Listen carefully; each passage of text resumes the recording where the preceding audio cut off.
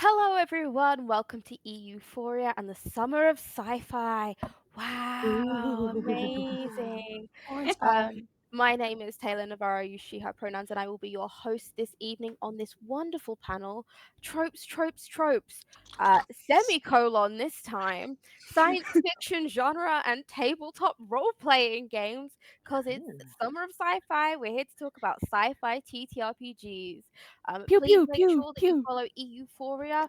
The socials will be below to keep your eyes on what else is coming out on this wonderful summer full of science fiction and TTRPGs. We might even mention some of the games that are being run on this channel. Who knows? Ooh. Ooh. Okay. So I have mentioned the panel. There's a checklist that Darcy and Ada gave me, which is so helpful. Thank you, Darcy and Ada, for having us back because the first half of this first panel was over on, I believe, was it Horde of Tales for It Women in was. Gaming Month? Yeah. Mhm, Where we mhm. just talked about tropes and genre and narrative fiction for TTRPGs in general. But we're bringing it in today, and we are going to be talking about science fiction. We got this on lock. So, like I said, my name is Taylor Navarro. I use she, her pronouns. I am a Puerto Rican woman. I have tan skin, black glasses, and a grey mesh top. I'm now going to throw it over to my panelists, starting with Shamini. Oh, hey! Wow! Strawberry Hello. Yes, Blundell. my name is Shamini. I use she, her pronouns. I'm a slightly brownish person, and in the spirit of sci-fi, my costume today includes some sort of, I don't know how to describe these, antennae. Teeny boppers, I guess. Is that Yeah, what this dealy is? dealy boppers, weren't they? I don't know. I It's have boppers of some boppers on sort. my head. They bop, and blue lipstick and silver eyeshadow because if there's one thing we know, it's what is sci-fi. Yeah. But don't get ahead of us. But so we're gonna throw over quickly to Naomi. Hi. I said, hey, guys, are we dressing up for this? And they said, yes, Naomi Clark uses she, her pronouns. And I said, oh shit, I better find some silver eyeshadow Silver eyeshadow. and blue lipstick That's what. and put my hair in space buns and find this sort of weird half hoodie thing that I have. Yeah. Ooh. Absolutely fantastic. And last but by no means least, Fiona. Is that me? Oh, Wow. wow, it's me. Fiona. Hello, my name is Fiona. I use she, her pronouns, and I did not follow the brief at all. I didn't realize that silver was a thing. So I am wearing I'm the ambassador of The Lucy Lucy and Yak ambassador. the Lucy and Yak ambassador, Every time. every time. Not It's just like sponsored. not Really needs sponsored to. yet. Yet. It is a purpley, sort of bluey boiler suit, jumpsuit, and I'm also wearing a little bit of purple because purple is my favorite color, and I also think it's quite Aw. sci-fi. And I'm very glad to be here on this panel back again. Woo. Woohoo! We are back. Wow. Unfortunately, Emily couldn't make it. Emily, we miss you, and we value your Emily. input on genre and sci-fi and TTRPGs. So Stop we'll being probably have too that fancy to conversation hang out with us. privately. Yeah. Yeah, Mhm. can't believe you've done this. I can't believe you went to space without us. To be honest with you, She that's went Yeah. to Went to space. space. Oh, I Like, can't do the instead panel of 'cause I'm in coming to the space. panel. That's so rude. so rude. Speaking of rude things, anyone who has followed us from Women in Gaming Month might know that I have usurped Fiona in true rebellion fashion to as the leader of the rebellion, I will be moderating today. All And hail on Taylor. that Oh, hell, note, Taylor. thank you, thank you. Wait, hang on, no, I'm installing democracy. Oh, Oh. Hang about. But I vote for Taylor as moderator. I'm yeah, voting we've for it. or all had a else. definite legal vote before the panel. Mm. But anyway, speaking of sci-fi and all of these wonderful tropes that we're messing around with, why don't we go ahead and have our opener so we can dive right into it? Let's take it away.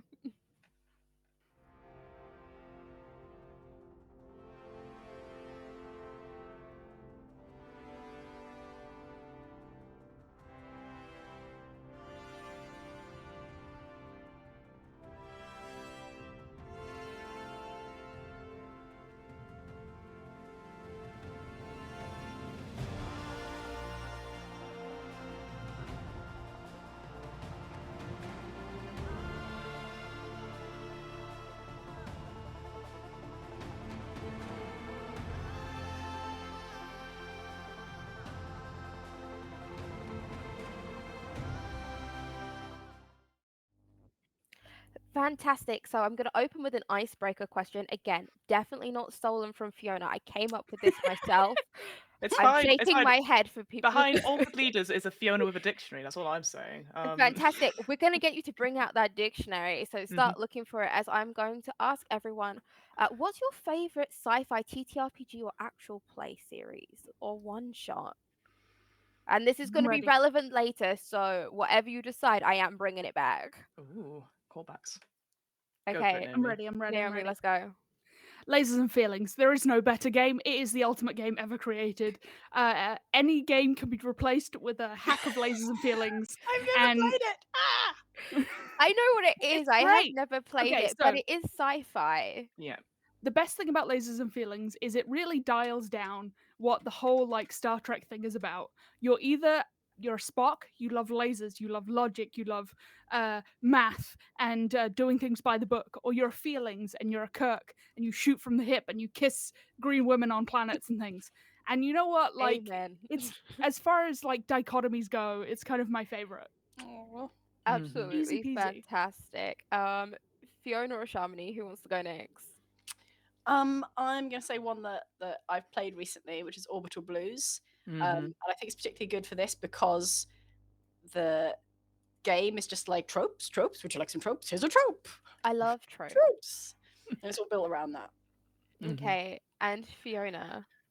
Right, I look over to the horror bit of my sci-fi selection, and I see Alien, obviously. I see Blade Runner as well. But actually, one it's going to be one I've actually not played, but I have read through. So I had an interview with on my podcast where I'll just put that in there with someone called Craig Duffy, who's part of the Lunar Shadows design. They're a lecturer in Liverpool, but they created like a space opera setting called, I think it's called Dyson Eclipse. And every game that they create is actually part of this setting. And so one of the ones which I know myself and our producer Darcy had talked about as well was called Signals to Noise, which is like a letter writing game in this sort of big space opera thing where you would write or send messages to each other via text or via video, etc. But then obviously roll for how long it takes for that message to get there, how much distortion there is, etc. And that for me was like so cool and so interesting, like having letter writing, Wow. which is what I think all of us here love in RPGs, but has a sort of the sci-fi, like that separation stuff. So yeah, so anything to do with, I think I would recommend checking his stuff out because he's done quite a few sci-fi games in this particular setting. So yeah. Absolutely fantastic. Now, I know there's at least one person in the audience, and it might just be me watching this back when this panel goes live, thinking, they keep saying things, and I'm hearing space a lot. What is Space. sci-fi? And that's such a good question to ask. Is sci-fi just something that's set in space, or Oh, is there something that makes science fiction science fiction? And anyone can hop in here. I don't have a dictionary definition. I just want to know Well, I think we did what makes establish sci-fi. that silver eyeshadow and blue lipstick was also integral. It's Uh, part In of the that plus definition. place. Wait, is Mhm. it a trope of sci-fi, or is it a building block of the genre? It's a definition. Okay, right. So anything with blue lipstick and silver eyeshadow. I'm about to pull out so many 90s music videos. So I'm gonna Yeah. have you They approve them are one by sci-fi, though. one. They are. You know, It's they're set in a digital future that didn't exist yet. Oh. You know, like I feel like science fiction, it's about the magic has reasons that are extrapolatable. There has to be some sort of weird math involved for it to be science fiction. Like science sufficiently advanced is indistinguishable from magic, but the way that we talk about it is what's important. And I do think that some people who love sci-fi are like, you know what would make this good if we just put it in space. in space. That's funny you should say that, Naomi. RP, 'Cause I was RP just geeks thinking in space. how much better everything is if it's set in space. Except I was gonna say, like, so okay, yeah, super broad definition. I quite like just being like, oh, sod it, fine, sci-fi's just anything in space, unless it's like modern day NASA, because then I'm like, oh no, that's just That's think yeah, also it that's doesn't too have to real. be. I mean, Yeah. I don't think that any of the Black Mirror episodes are traditionally set in space, but I think I would categorize them all as science fiction because they're fiction about scientific advancements we don't have yet. So I think that's a really interesting thing. So there was a point in sort of university time, and I've just always like watched anything that is sci-fi that's on TV, and read a load of sci-fi. And there was just this point where we were watching this series, and my friend was just like, "I'm literally only watching this because it's set in space. It's rubbish. What is this?" Incredible. And I think with the like, is it about how the technology is about science, it's about something you can set something in space and it have no commentary on actually how we interact with that technology and like what an alternative future of human history would be. And it's just set in space, but that's all irrelevant. And I guess technically it's not sci-fi in spirit, but I'd still watch it. So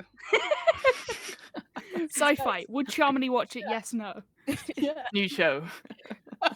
I think Okay, hang on. it really- Let's let Fiona like come in here because we've said a Where's the- couple of bold statements, and I want to hear. I'm I coming want to hear in. the dictionary definition. Yeah, no, Sure. what are you coming Sure. in with? So in preparation for this panel, I did look through my dictionaries, and I'll be honest, the only one that I think had a really good definition of it is, of course, the well-known dictionary of Wikipedia. So I will read directly from it. We love Wikipedia. Science fiction is a genre of speculative fiction, which typically deals with imagined or futuristic concepts such as advanced science and technology, space exploration, time travel, parallel universes, and extraterrestrial life. It is related to fantasy, horror, and superhero fiction and contains many subgenres. Its exact definition has long been disputed amongst authors, critics, scholars, and readers, and of course this panel. More importantly, put that edit in. Yeah. but I think so I think space is obviously one of the big ones there. But I actually thought a bit myself about some of my favorite kinds of sci-fi when I read about it is stuff to do with time travel. So I'm a massive fan of like Doctor Who, and my favorite parts about it aren't necessarily like even the most current series is always like, oh, we're going to the future, so there's time travel like that. But I love it when Doctor Who goes back in time and we explore like the Victorian era when he has like companions out of time, and their experience and what they're experiencing isn't necessarily what we can relate to them because we are like they are our PVO from the audience perspective. But then they'll say things and be like, what a weird thing for a woman to say in Victorian times, and she's like an incredibly amazing person from the 21st century, you know, that sort of thing. So I'm a big fan of that sort of time travel and being out of time. I think that's one of my big things as sci-fi. I don't necessarily I think and that could also be in space, but that could be here on Earth as well. Interesting. So I want to bring up a question now that we've kind of spoken about what we think sci-fi is. This is obviously our kind of modern definition of what science fiction is, but if we look back at early science fiction, when we're looking at like pulp novels and we're looking at like early Star Trek maybe, or even further back, because some people argue that Mary Shelley's Frankenstein is actually the first science fiction novel. 100%. It's me. I will die on that hill. I think we all we agree. We're on this hill. We're all on this hill together, like women in gaming, solidarity with Mary Shelley specifically, right? Well, how does it differ? How is like our opinion of what science fiction now? How is that different from what it used to be? How has it evolved? Oh, I think that the rate of technological change has increased so much that quite often when we're thinking about time, like sci-fi now, time travel and things, we have a lot more science that we're working with. I feel like things are moving at such a breakneck pace. I mean, your AI assistant used to be, you know, very much a thing of sci-fi, and now I can't get bloody rid of them. The little bastards. They're just like on every device. I'm like, I don't want one. You know, and I think like the idea I feel like of sci-fi, especially in those early things, like early Star Trek, was a lot about creating. Sorry? I was going to say, yeah, Star Trek is the best one for it.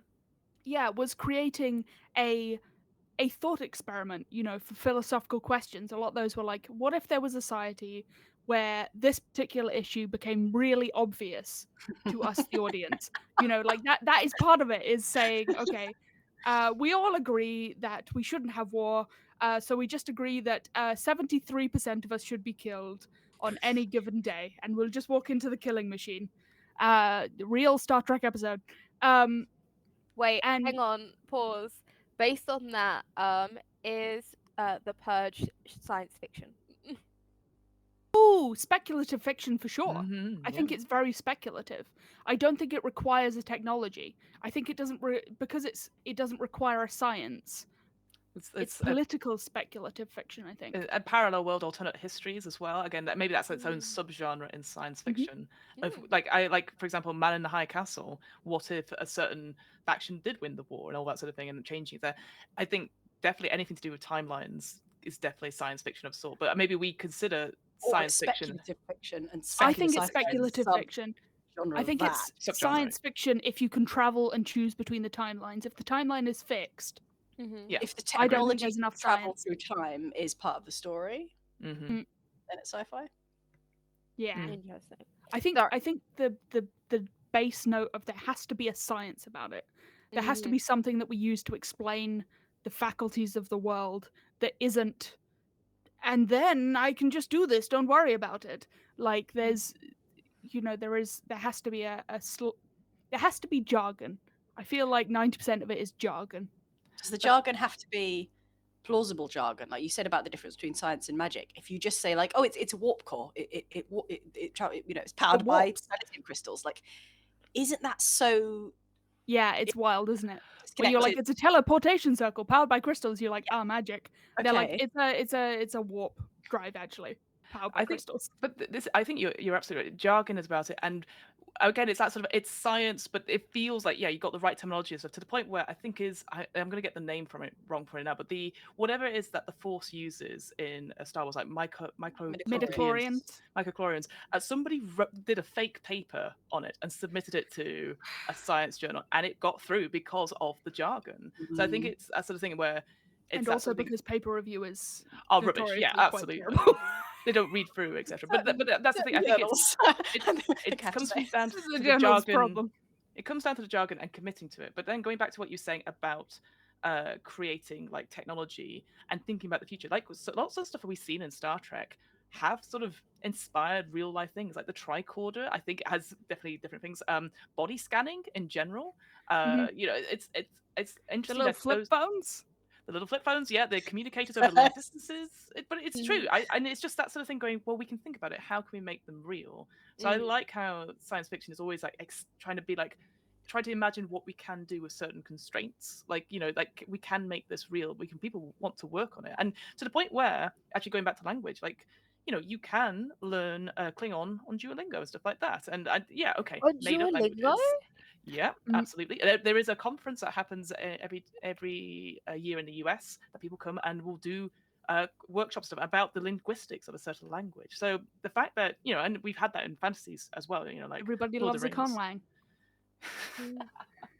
But it is about like I think it is the jargon and making it sound right, but also trying to find out its sort of etymology roots and stuff like that. So I think it is working towards it rather than just going, as you said, like, magic, don't worry about it. It's too big. It's too big for you. Whereas science is like, we can break it down into certain big blocks, and you're like, yeah, that kind of makes sense if you don't think about it too hard. Like anything in Doctor Who, it goes, oh, we're just gonna throw all the vaccines into one big thing and then throw it over people and they'll be cured. And you're like, yeah, don't think about it too hard. That'll work for now. It'll work. I like the idea that the further into the, again, like the spirit of sci-fi is not just like, oh, this is a story set where we have this technology, but it's looking at the impact of that technology, exactly, or that impact of science, or that jargon on the people and society, and then that's back to the sort of speculative, like. And I think also back to like the original. So a lot of early horror and Frankenstein, was like, there's so much science happening, and do we know what we're doing? And the answer is, yeah. Like that. Is that not the message of Jurassic Park? Life finds. Wait, hang on. Jurassic Park, sci-fi question mark? Yeah. I mean, there's a lot of science in it. There's genes, there's amber, there's frogs, and there's soybeans. Like, there's a lot going on. Not saying it would be better if it was set in space, but I have to. Could you imagine though? Well, Dinos on a spaceship, which is a Doctor Who title. Anyway, there you go. I'll bring it all back to Doctor Who. Okay, fantastic. I'm gonna ferry us along from what is sci-fi, because there's an important part of this panel, and that relates to TTRPGs, because we are on a TTRPG. Oh yeah.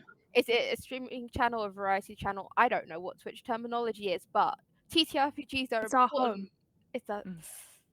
I don't know. I think I'm being kicked out of the house. But while I'm still here, okay. So based on everything that we've just said about what is science fiction, what makes a TTRPG or an actual play qualify as science fiction? So, for example, I've made a romance game about Not Yet, and I had the lovely Nathan Blades come and make a setting in space for it. Does that suddenly make it Sounds like something science they would do. fiction? I chose Nathan specifically, and oh my goodness, did they do an incredible job. Yeah. However, the point is that does that suddenly make that game a science fiction game or no? So But how the do whole other game, genres just and that bit of it, or well, that's the question, isn't it? So it's basically it's the idea of how does other genres and subgenres impact whether something can be classified as science fiction or not? Okay, science fiction. You got some classic signifiers. I want to see an AI. I want to see some brushed steel. I want to see like shiny white surfaces, digital display with no buttons, unless there's like a big like Unless crank, it's like 80s, like lever. yeah. Yeah, I want to see a mad scientist. I want to see aliens. I want to Yeah. see aliens real bad, and I want to see phases that go pew.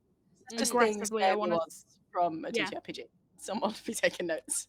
Make this for yeah. her. It's lasers and feelings. Yeah. Everything comes back. We Yeah. come full circle, and we're only like what 30 minutes in. Mm. Listen, robots, technology. Like I think it's the same as you think about many other genres like horror or comedy or romance. Is those are lenses that we can put on to look at other things. You know, a thing can be both romance and it can be sci-fi, but it has to have elements of both to qualify. You know, like I think Fiona's really like thinking this one. no, because I agree with you. I think for me though, like one thing that TTRPGs does incredibly well, which maybe reading or watching sci-fi we can get, but I think what hits close to home is those difficult moral choices, especially in science fiction, where you maybe have the power through science to fix things, but you don't have the time to do it. You know, you're running out of oxygen, all that sort of thing, like things that you can quantify and maybe you can relate to more so than the fantasy genre. But I think that's the thing for me is that the, I think having more difficult, like having it more obvious, maybe of these difficult moral choices or choices, the difficult choices, maybe not moral, that you might have to make. I think that's something that comes across really in science fiction TTRPGs. Like, do you go back for the one Marine, or are you going to leave them for the alien? Are you going to continue writing these letters to somebody who you probably will never see again?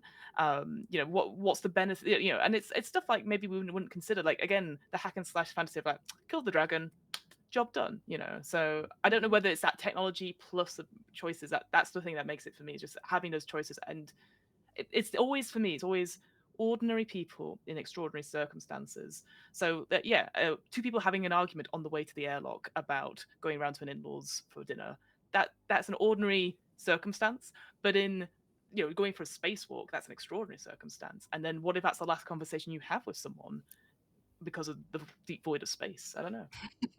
Sorry.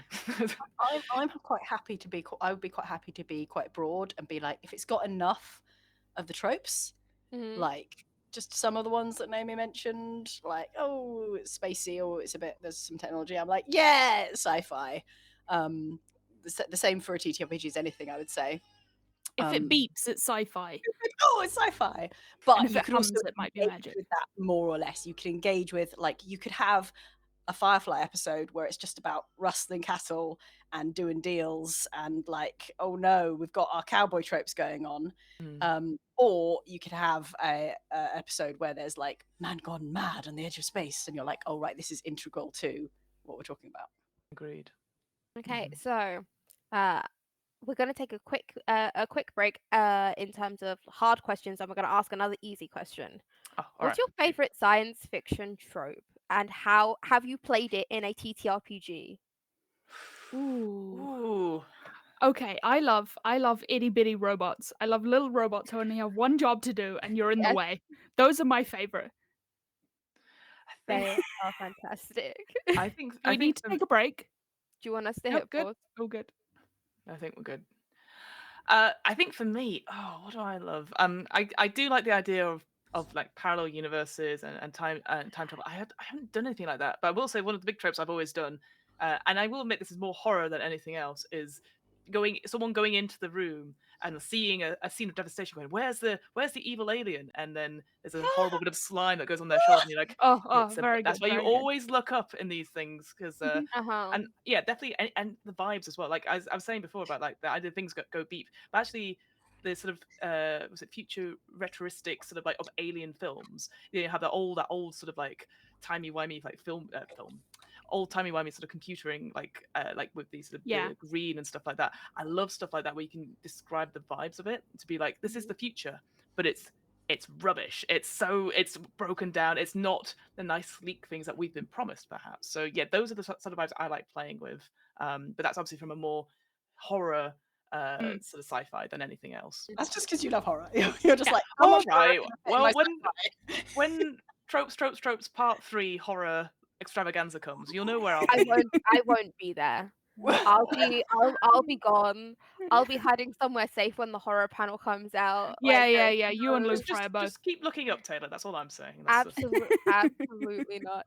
I am going to interject here, and I am going to throw out a trope that I love, a really fun sci-fi trope that I love, which is, and this happens in fantasy too, a little bit, but it's when the person who couldn't do something does the thing.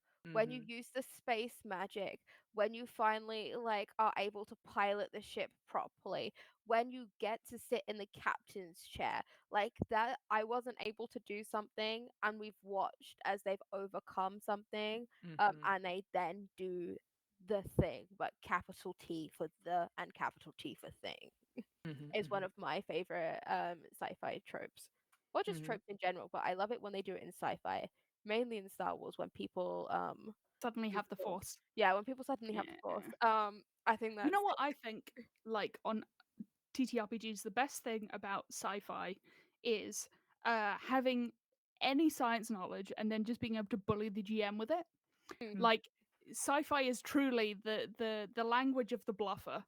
You know, the ability to be like, I think I can probably reverse the polarity of this thing actually. You can get it under 10 parsecs. It's fine. You're like, oh god. It's like, what if I stick the power crystals actually into the core? I think that should fix it, right? You know that's actually something I really love as a GM. Is one of my founders is like outside the box thinking of like, okay, but if we do this, and yeah, we eject the warp core, but then reroute the polarity and this and it's using that jargon, using that something, but you've got minutes to spare. The self-destruct's about to happen, and it's just people going, it's our last shot, and just doing that and going GM, and you go, well, you're gonna have to roll for it and just hope you've not blown up half the system and the story, because Yeah. you want them to win and stuff like that. But I think that's the thing with certainly with Star Trek, is that it's always about we gotta how we're gonna defeat these people, with the birds of prey and all that sort of thing. How it's always these, wait, if I do this and do this, it's always like last minute thinking, and it's like, you're a genius, which I absolutely love. I look a bit spooky now. I'm sorry, my ring light fell off. Oh no, we've turned into like space horror. That works. How will Fiona cope? Well, no. Okay, everyone, get out your dice. We're now turning this into an actual play. Let's go. Got to add your stress. That's what I was saying. Okay, Shamini, do you have a favorite science fiction trope?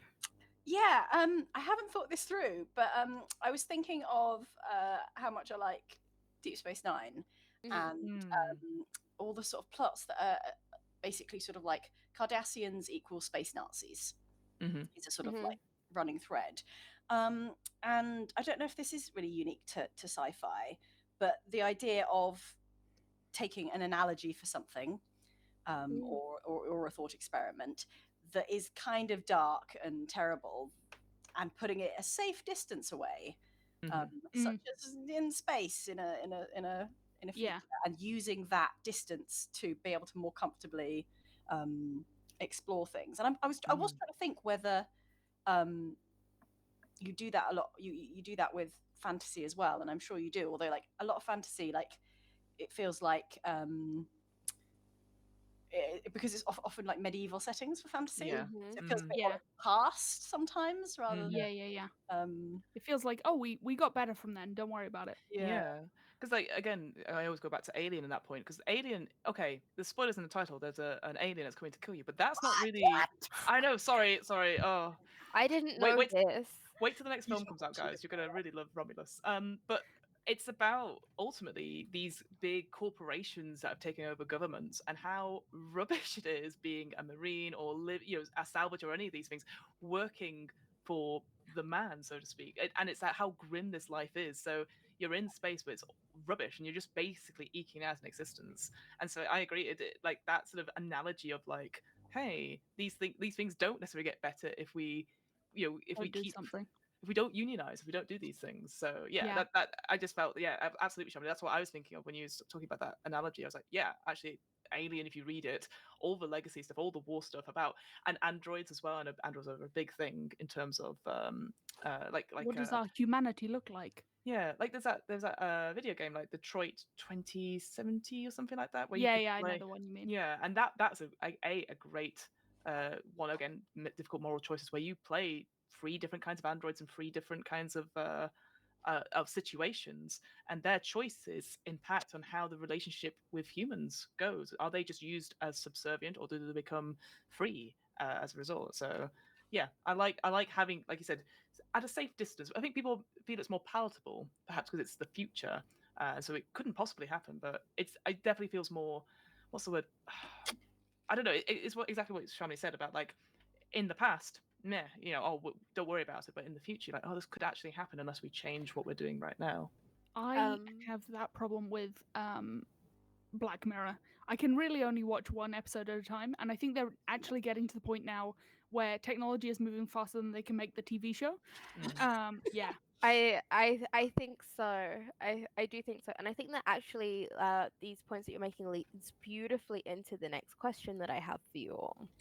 So on the screen right now, you're going to see a pretty viral tweet from Alex Bletchman talking about the torment nexus. I'm sure that most people have seen this tweet.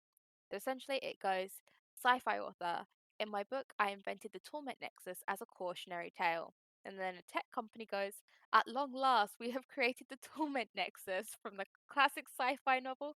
Don't create the torment nexus." So, with this in mind, how, if at all, do you think the current development of technology, such as generative AI or murder robots, because we have murder robots in 2024, will impact the science fiction stories we tell going forward? Just in general, but specifically, if you can, using TTRPGs. I think that we either have to get really, really creative about the stories we tell, or the tech stories are going to get closer and closer and closer to home. Like, that is essentially the I think it's the problem with both filmmaking and role playing. You know, again, like the Black Mirror did the dog robots episode, and then very shortly after they were like, "And we've made our own with a gun attached," and you're like, does that make it yeah. more relevant, the fact that you can it's always been this element of cautionary tales, Yeah. being able to be, maybe it's always been the case, like even more sort of current and specific, help society process and plan and Yeah, I have an feel like the opinion on all difference this stuff. is it's a difference in between being like, hey, this is happening now and isn't it shit? Or this might happen, you should be aware of it and head it off at the pass. And I feel like we're kind of getting to the point where the heading off at the pass is becoming a lot more difficult. The past, we passed the Yeah, past, well, like past 2000, whoosh. like Yeah, you and I are quite like, yes, we should head this off at the pass. And some guy with $1 billion in a lab is like, I've made 24 of these and I'm releasing them on the public tomorrow. It's a similar sort of story with climate change, right? We've been saying for years, saying like, hey guys, maybe we should do something, and people have gone, nah, that's not our problem. I think that's the thing, is like shifting the focus to like it is our problem rather than the future's problem, because the future is very soon. As today is the hottest day of the ever, basically, in the UK right now. It's so warm on the day that we're recording this. But I think the difference is the there's this big corporate capitalism hellscape problem that we have, and I think there is something about sci-fi that says, hey, you the little guy have some control over what is happening. And I feel like us in the current day as the little guy, not to be a little bit depressing, does not have a lot of control over what is happening with the murder dog robots and the climate change. I liked it when it was set in space and it was fun. Okay, fun Yeah, in I'm space. sorry, Like I'm sorry. that's. But now you have to be really like good. space political responsible. That's how it works. Mm-hmm. I wonder. I 'cause want a little robot. Well, but I wonder though, like if we, because of a lot of the stuff we've mentioned in terms of like sci-fi stuff has always been like you said cautionary tale. So like, oh, this is a bad thing that happens. I can't think of the last thing I read that was sci-fi but like hopeful. Like the only thing I can think of is like Becky Chambers's like Wayfarer series, because that's just a cracking series anyway. But I'm just thinking like Treasure Planet. Treasure Planet's great. Wait, are you talking about Disney's Treasure Planet? I mean, there's still elements of Wall-E. capitalism in there. So. Wall-E's really hopeful. Wall-E does end hopefully. Yeah, I think that's the thing. So a lot of sci-fi I find is like you said, like oh, things are bad, and I think people just get as a lot with the news and stuff we talk about just now. Like I'm thinking of warfare as well. It's people get to that point where it just doesn't affect anymore, and maybe we need to turn and be like more hopeful and be like, hey, this is what we should be looking forward to, but we can only get there if we make those changes. I don't know. Yeah, and I think there are lots of people doing that. I think that the truth is that the outrage bait and the news cycle and things really warrants really validates terrible things that happen, you know what I mean?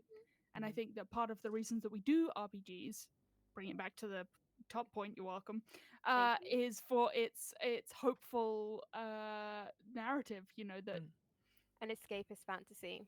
Yeah, and also the idea that it really gives us the chance to be like, no, I believe in a better world, and my character is gonna do their gosh darn best, and maybe die if it's Fiona's game. Die so that the Now- future works for other people. Yeah, a Rogue One situation. Yeah, I get that. Okay, right, hang on, because I absolutely love Rogue One, and I've been trying to die Rogue One style in a TTRPG for so long. It's so hard to pull off. But speaking of hope for a better tomorrow, escapist fantasy and TTRPGs, what is one thing in a I need you to name the TTRPG, and I want you to name the thing that's presented in that TTRPG that you want in real life. So, for example, I know there are plenty of mech TTRPGs out there. I can't think of one off the top of my head, but I do know our wonderful producer Darcy. Pride and Extreme Prejudice. Oh no! Wait, is it Sentai and Sensibility? Is the one that I'm thinking of? That's also got mechs. I don't know, but that sounds also great. It's set in Regency, and like you have an alter ego that's a mech pilot. Is it Pride and Extreme Prejudice that I'm thinking? That's the Grant Howitt one, yeah. Yeah. Nah, this is definitely not Grant Howitt one, but Grant makes some great stuff. Anyway, I'm not gonna look at that up right now. I'm in the middle of a panel. What do you want from a sci-fi TTRPG? Whether it's a mechanic, whether it's like a little robot. You want a little robot. I want a little robot. What, like a BB-8 or like a? Yeah, I want something that talks in beeps and little noises. Ideally, for me, honestly, it's the Wally, the little robot who cleans messes. He's the number one. He's just like an angry little guy. Who's like, yes, the little Mo, like absolutely. Mo's my favorite robot.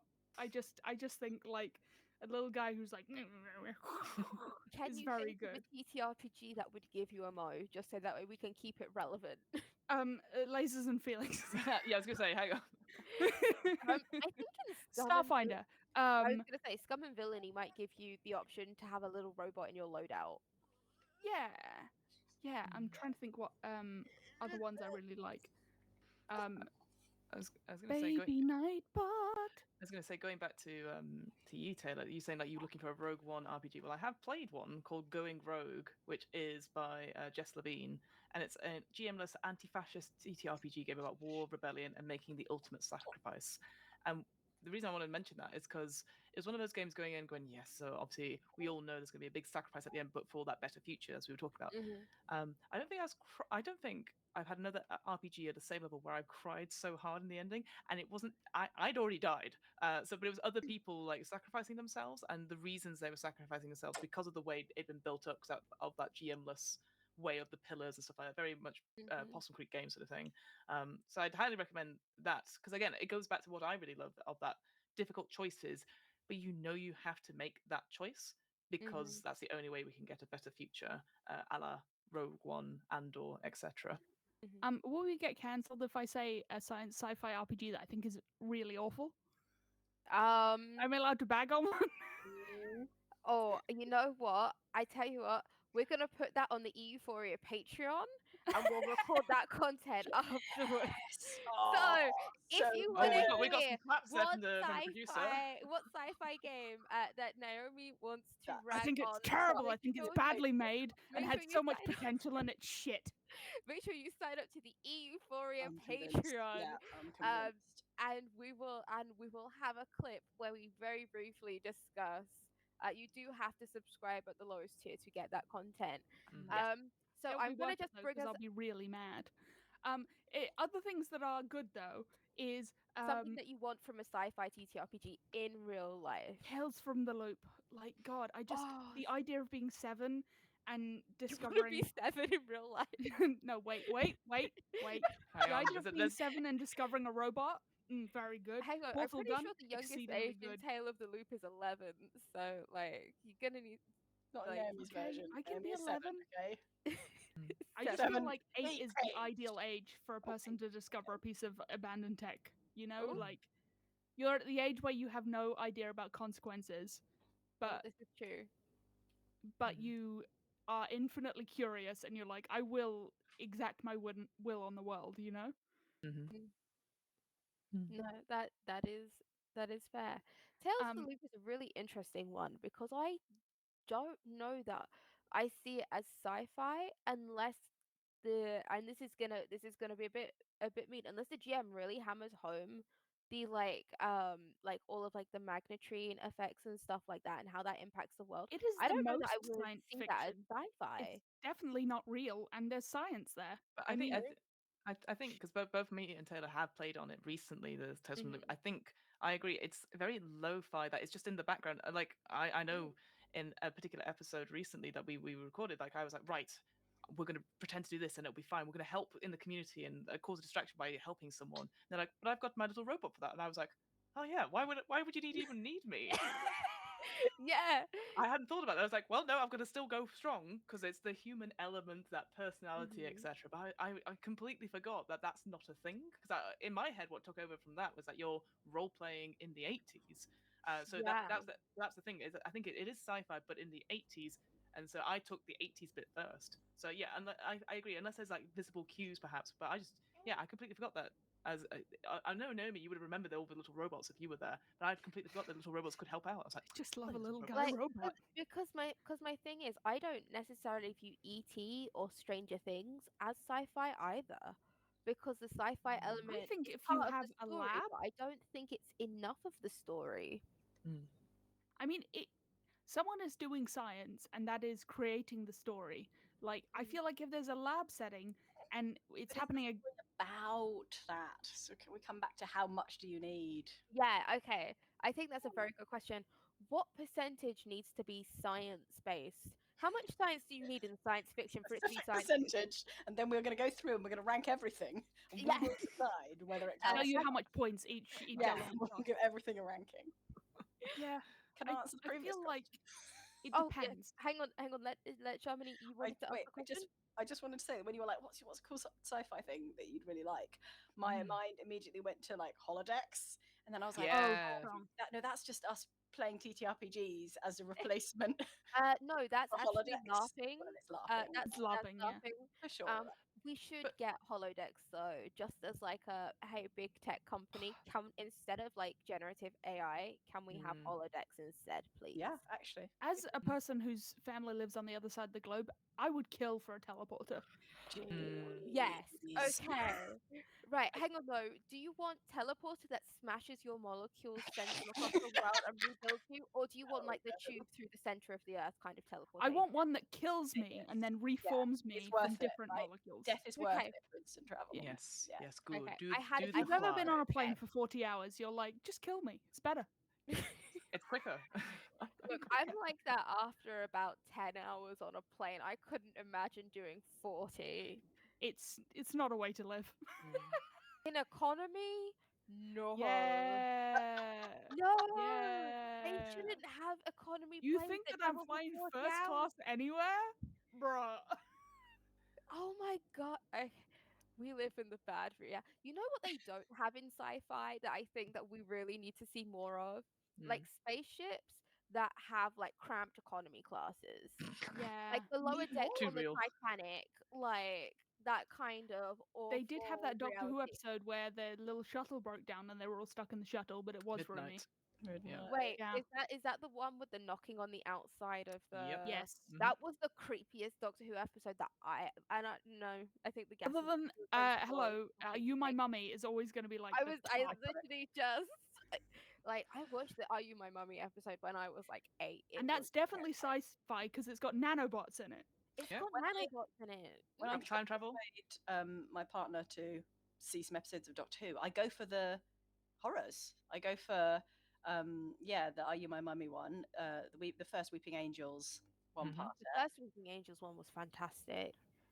The creativity of that sci-fi. script, knowing that they wouldn't have the main characters available, very good.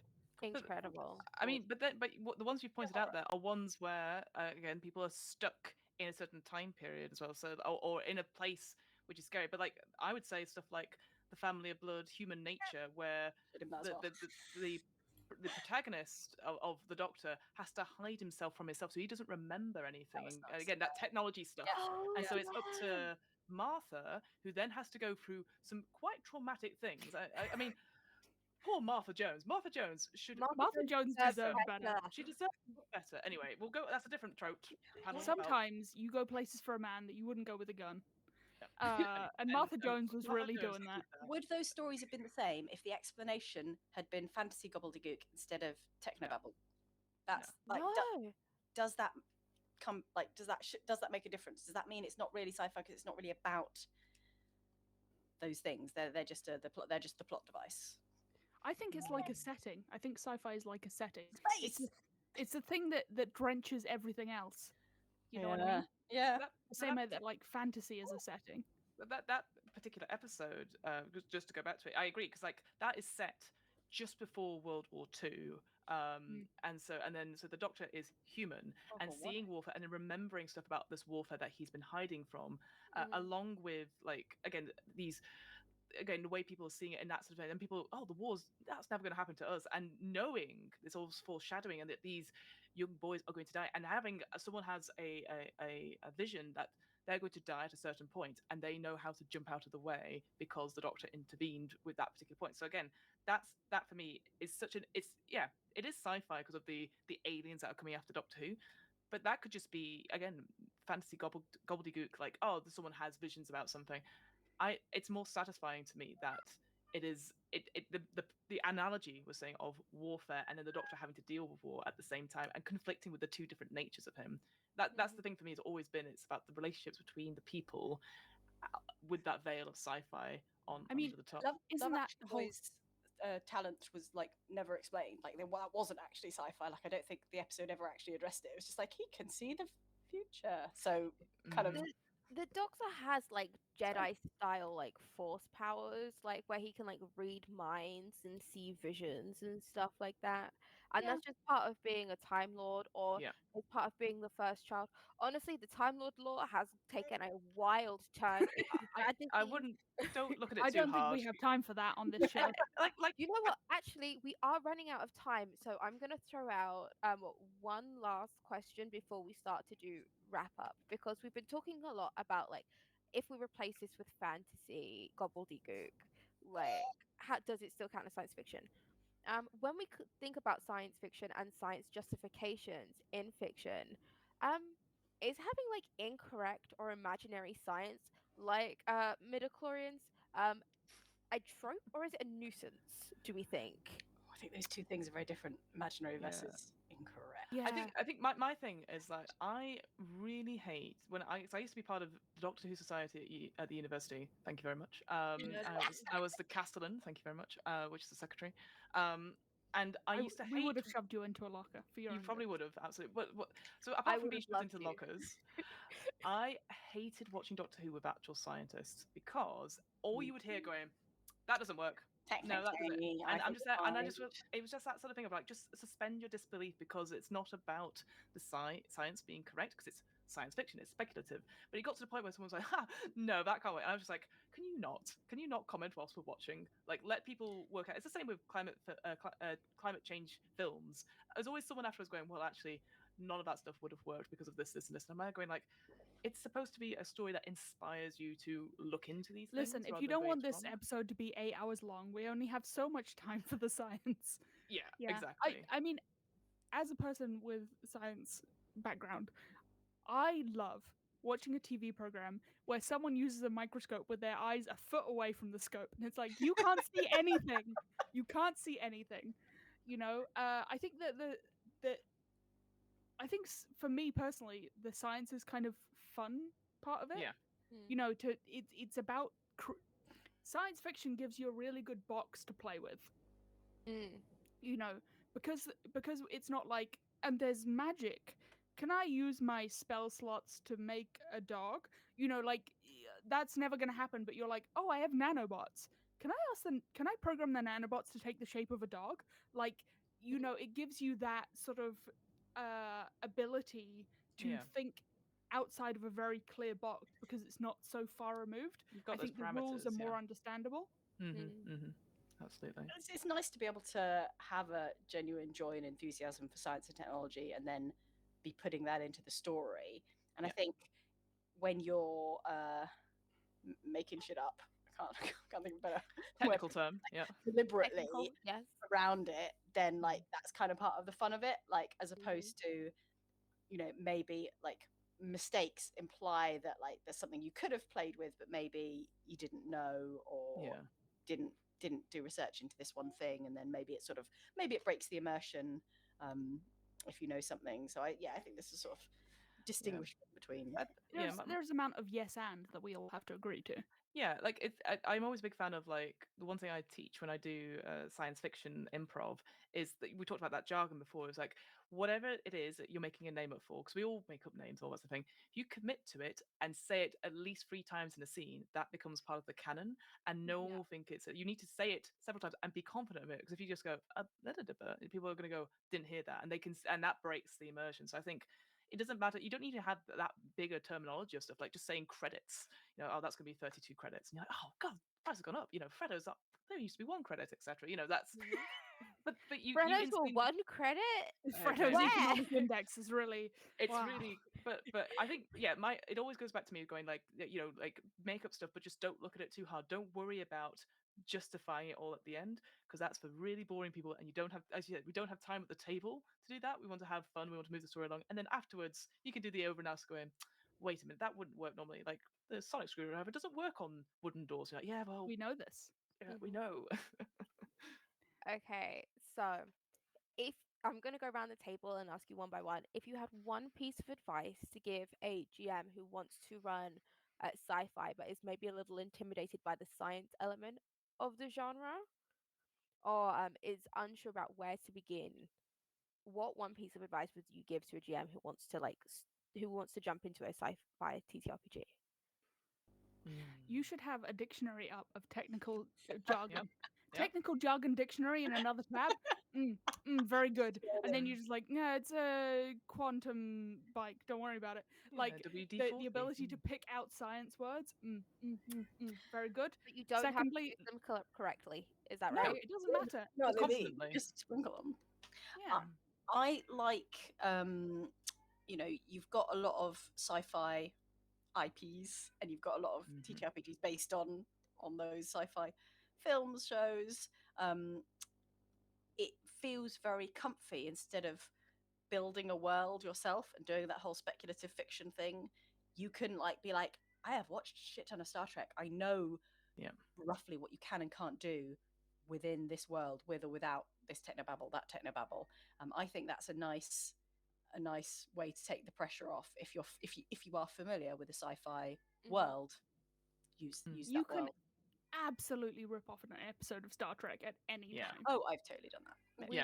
We've all done They're it. great We've for all been it. there. Like, Star Trek episodes are great for ripping off for plots with all the moral conundrums and stuff. Oh, love it. I think the only thing to me, like, again, all the advice from this panel is excellent in terms of, and hopefully people should feel confident to do the sci-fi thing. I think my big thing is, don't be afraid to make aliens proper aliens and not have just them as another humanoid with a broccoli for a head. Break out from Star Trek. Because again, going back to Doctor Who, some of the new series with Eccleston. You have Disney money now. You can make real aliens. We can have proper aliens that look different, that have two heads. You know, Hitchhiker's Guide to the Galaxy had some good examples there. But it's just because this is the thing. I get it. I get why they are humanoid, because we have actors and stuff like that. I get that. But it's just, I would just love to have them so alien that you're like, how do we understand people? There's been some, again, just go back to there's the Doctor's daughter. It's because I've been watching Doctor Who recently. I can tell, and honestly, I'm so happy for you that you're doing this. So that one, the story doesn't matter, right? But they have aliens. The fish guys, they have like little ventilator, which is bubbles, but they look like little velociraptors, and they can't speak, but they breathe and bubble, and it was just so interesting to see that look. And I was like, this is great. This is again, always Becky Chambers stuff. The idea of creatures, Allurians, I think they're called, where they indicate how they're feeling through the color of their cheeks, which indicates like trying to give across emotions to other people that you might not catch and might not understand. I'm a big fan of aliens. Make aliens again. That's my big thing. So make aliens again. But please, obviously do it sensitively. But do read and see, because again, if you just see another alien that's humanoid, it's like, well, that's, to me, doesn't make it. If you really want to go for sci-fi, just because you want to see people from different planets, from different timelines, make them weird and wonderful. Because this is the thing; it's theatre of the mind, right? So you can describe something and people go, I have no idea what that looks like, but it sounds terrifying or it sounds incredible. So just do say like, oh yeah, they're like this, but they have two heads, but one head is under the other. And sometimes that head comes out to give a little commentary, and it looks like will snog both of them. Exactly. Yep, pretty much. And also, another thing that RP Geek specifically does very well.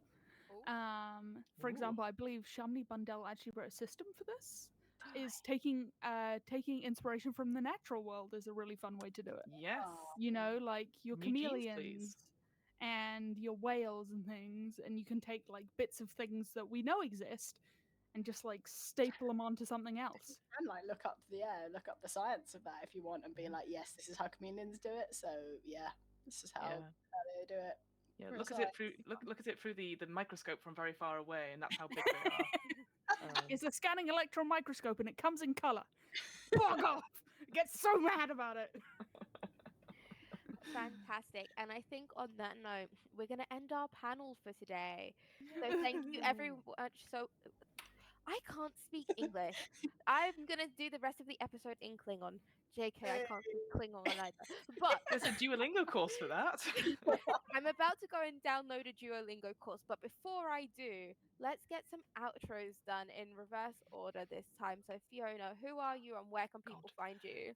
Hello. So when I'm not scaring people with aliens, you can find me on What Am I Rolling, which is a twice-monthly tabletop RPG one-shot podcast. You can also find me on the DM's Book Club, which is a weekly D&D book club podcast. We talk about some Dungeons & Dragons, boo, and how we might improve it and find it inspiring for any kinds of campaigns. We actually did quite a lot on the original Spelljammer, because that was the setting that we wanted to check out, and it's very interesting. 5th edition Spelljammer. So if you're interested in any sci-fi, go and check those out. That's What Am I Rolling and the DM's Book Club, wherever you listen to podcasts. Thank you very much, guys. And Naomi. Hi, I have been Naomi Clark. You can find me all over the internet at Naomi Thinks It. If you want to see me doing some sci-fi, you can go over to Danger Club and catch our Paranoia game that we did at Dragon Meet that last year. And you can also catch me most recently on What Am I Rolling? No, wait, DM's Book Club. The other one, yeah. The other one. What are you doing on where? What are you doing on where? DM's Book Club with Fiona, talking about clerics, which are obviously exceedingly scientific. Yes. They definitely have a bunch of intelligence skills. 100%. Yeah. Shamini. Oh, yeah, I am and continue to be Shamini Bundell. I am at S Bundell on various platforms. And for some sci-fi recommendations over on the RP Geeks YouTube channel, youtube.com/RP Geeks D&D. We've got our recent Orbital Blues games.